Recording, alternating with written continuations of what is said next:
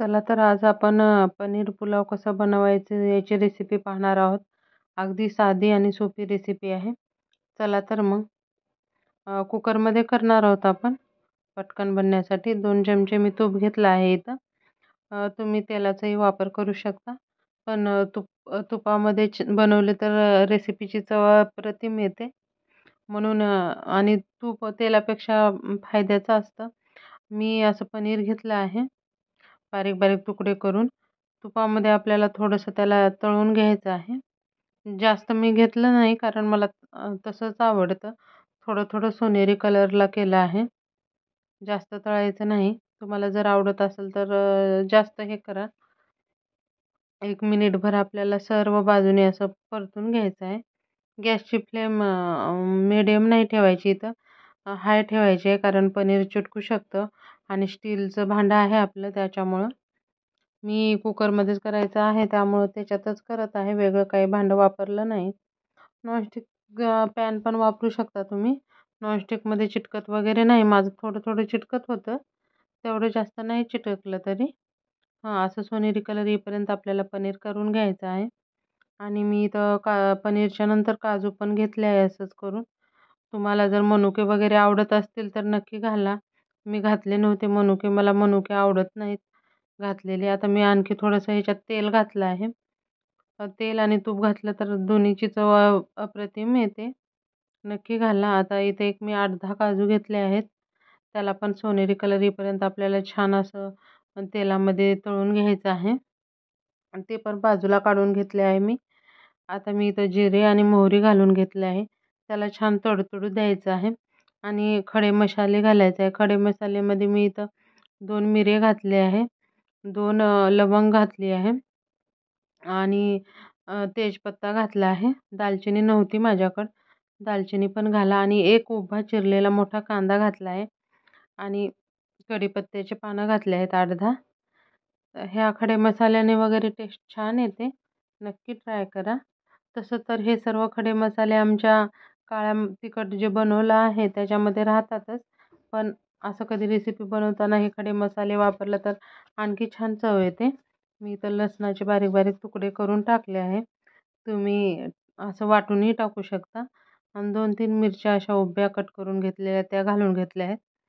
त्याच्यामध्ये भाज्या जास्त घातल्या नाही मी. गाजर घेतलं होतं एक आणि हिरवे वाटाणे आपले. हे मी भिजू घातलेलेच वाटाणे आहे. एक टमाटर घेतला होता स्वच्छ धुवून कट करून. त्याला पण 1 मिनिटभर आपल्याला तेलामध्ये परतून घ्यायचं आहे. थोडंसं चिमूटभर मीठ टाकलं कारण ह्या भाज्या आपल्या सगळ्या लवकर हे होतील म्हणून तेलामध्ये शिजतील म्हणून.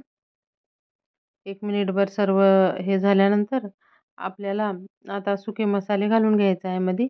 हळद घालून घेतली आहे, लाल तिखट घालून घेतलं आहे आणि काळा मसाला जे रेग्युलरचा आहे. तुम्ही तुमच्या आवडीचे मसाले घाला आणि काश्मीरी लाल मिरच असलं तर नक्की घाला. त्याने कलर असं एकदम लाल लाल लाल येतो. माझ्याकडं नव्हतं मी घातलं नाही. आणि मी इथं बासमती तांदूळ वापरले नाहीत. आपले साधे तांदूळ जेही तुम्ही खातात त्याचं बनवा. त्याचाच भात बनवला आहे मी. 2 वाटी घेतले आहेत. सर्व भाज्या कट करण्याच्या आधी मी स्वच्छ 2-3 वेळा तांदूळ धुवून बाजूला ठेवले होते. त्यामुळं आपले तांदूळ असं थोडा वेळ 10-15 मिनिट भिजतात. लवकर शिजतात आणि त्यामुळे आपल्याला एक 2-3 मिनिट आपल्याला छान ह्या मसाल्याबरोबर हे सर्व आपले तांदूळ मिक्स करायचे. तर या ठिकाणी तुम्हाला बासमती तांदूळ वापरायचे असले तर वापरू शकता किंवा तुमच्या आवडीचे कोणते तांदूळ पण तुम्ही घातलं तरी चालतं. आता ह्याच्यामध्ये गरमच पाणी घालायचं. 2 वाटी तांदळाला मी 2 गिलास पाणी घालून घेतले आहे. याच्याने भात जास्त चिकटही बनत नाही आणि जास्त मोकळाही बनत नाही. आपल्याला या पाण्याला उकळी आलं की कुकरचं झाकण लावून घ्यायचं आहे आणि 2 शिट्ट्या करून घ्यायच्या. इथं मी मीठ घातले आहे आणि असं मिक्स करून घ्यायचं आहे मीठ घालून. हां, आता उकळी आली आहे. उकळी आली की आपल्याला काय करायचं आहे, झाकण लावून घ्यायचं आहे कुकरचं आणि 2 शिट्ट्या काढून घ्यायच्या आहेत. 2 शिट्ट्या झाल्या की आपलं कुकर 5-10 मिनिट तसंच राहू द्यायचं आहे.